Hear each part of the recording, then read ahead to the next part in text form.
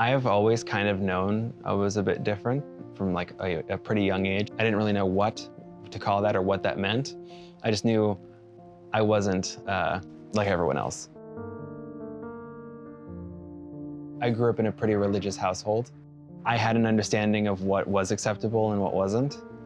And I kind of had a feeling that I was not in the acceptable range. When I told my mother that I was unsure if I liked women or not, because I had to phrase it very carefully. So I said, I don't think that I like women. And she was devastated. I don't know what I was expecting. I should have expected that. She cried. I cried. There was a lot of fear in the early days of my coming out, mostly because my home life, as it were, got a little bit tense.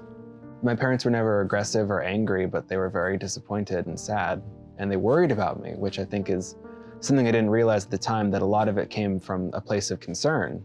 They were worried about my soul, they were worried about me as a person, and funny enough, my dad actually said this. I didn't tell my dad at first because I was worried what he would say, but my mother told my dad. But he said, I just don't want him to have a hard life.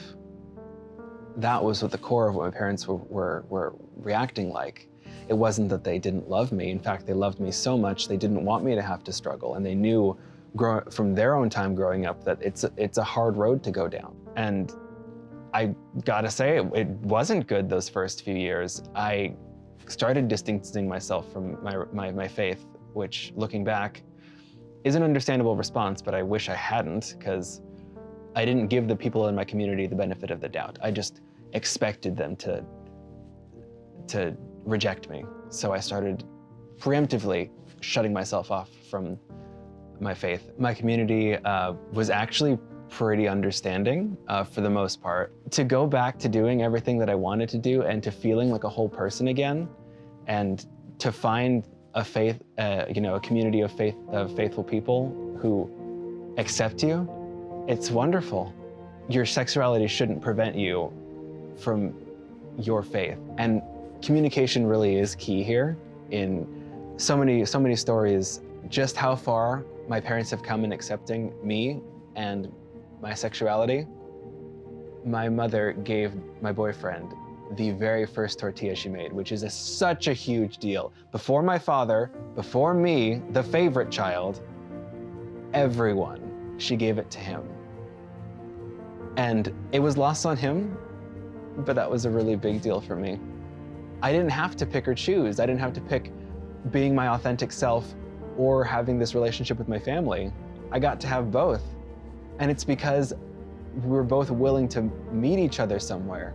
My father, my brothers, they've all been very understanding. Even my oldest brother, who I was afraid to tell the most because of who he is. He's a pastor, he's got very strict views. When he finally found out, he told me, I wish you had given me a chance to understand. And that's when I realized I never gave any of them a chance. I'm really happy now that I did.